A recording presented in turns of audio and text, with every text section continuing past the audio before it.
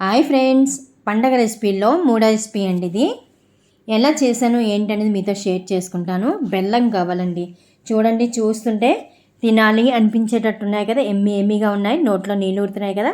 ఎలా చేశానో ఏంటో అనేది మీతో షేర్ చేసుకుంటాను. రండి వీడియోలోకి వెళ్ళిపోదాం.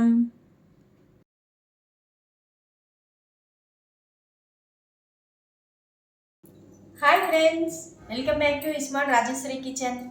ఎలా ఉన్నారు? అందరూ బాగున్నారా? నేను చాలా బాగున్నానండి. మీరు బాగుండాలని దేవుడు కోరుకుంటున్నాను.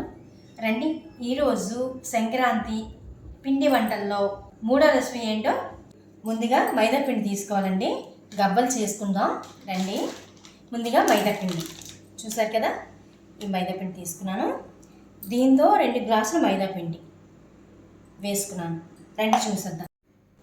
ముందుగా 2 గ్లాసులు పిండి తీసుకున్నానండి, మైదా పిండి 2 గ్లాసులు. చూసారు కదా, వీడియోలో చూపించిన గ్లాస్తో తీసుకున్నాను. మీరు ఏదైతే దాంతో తీసుకోండి, జల్లించుకొని తీసుకోవాలి. దాంట్లో గోధుమ నూక అండి, గోధుమ నూక అంటారు, బొంబాయి రవ్వ అంటారు, అలాగే ఉప్మా నూక అంటారు కదా. మేమైతే గోధుమ నూక అంటాం. ఆ గోధుమ నూక 2 స్పూన్లు వేసుకోవాలి. నేను చేతితో వేసేసుకుంటున్నాను, మీకు చెప్పటానికి 2 స్పూన్లు అని చెప్తున్నాను. చూసారు కదా. అలాగే సాల్ట్, 1/2 టీ స్పూన్ సాల్ట్ వేసుకుందాం. నెక్స్ట్ ఇది ఆయిల్ డాల్డా అండి. కొద్దిగా ఇంట్లో డాల్డా ఉంది, ఆ డాల్డాను ఆయిల్ కలిపి గోరువెచ్చగా మరగబెట్టి ఇలా వేసుకుంటున్నాను. 3 స్పూన్లు వేసుకున్నానండి. మొత్తం అంతా కలుపుకోవాలి. కలుపుకొని చూసారు కదా, ఉండ చుట్టుకుంటే ఉండలా రావాలి. అప్పుడు మనకి ఆయిల్ అది కరెక్ట్ సరిపోయిందని లెక్క అనమాట. క్రిస్పీగా గుల్లగా వస్తాయి గవ్వలు. బెల్లం గవ్వలు చాలా మంచిది కదా ఆరోగ్యానికి.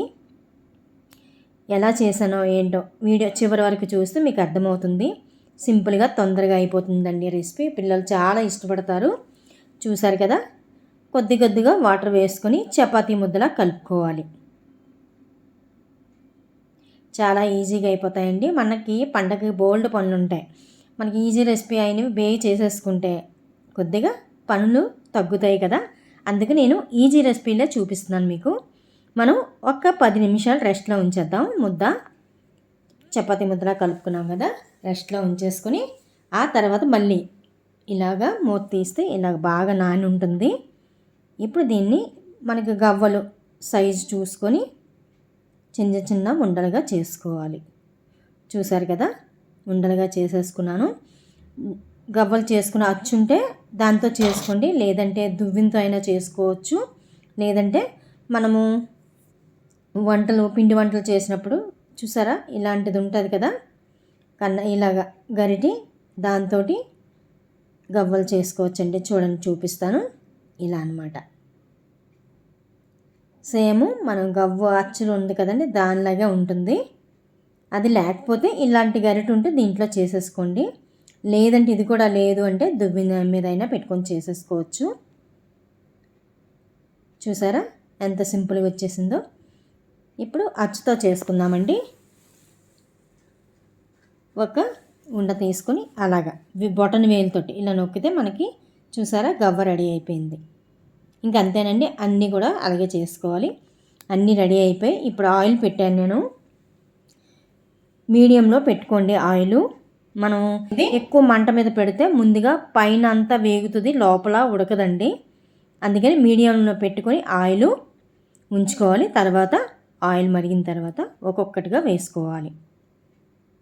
జాగ్రత్తగా వేయండి, ఆయిల్ చేయి మీద తులుతుంది. ఇలా వంటలు చేసినప్పుడు మనం చాలా జాగ్రత్తగా ఉండాలి. తొందరగా అయిపోవాలని వేసేస్తుంటాము.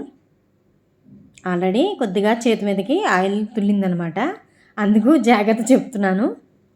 మనకు కొద్దిగా ఇలా వంటలు చేసినప్పుడు తొందరగా అయిపోవాలి అని గాబరా పడిపోతాం కదండి. చూసారు కదా, అలా సిమ్ముల్లో పెట్టి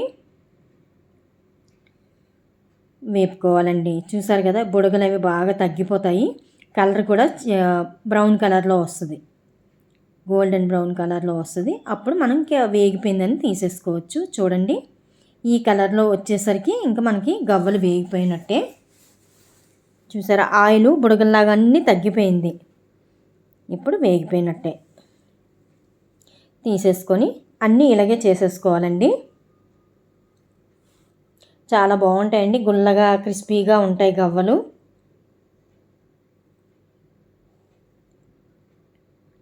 ఇంక ఎన్ని తిన్నా తినాలనిపిస్తుందండి. అంత క్రిస్పీగా గుల్లగా ఉంటాయేమో.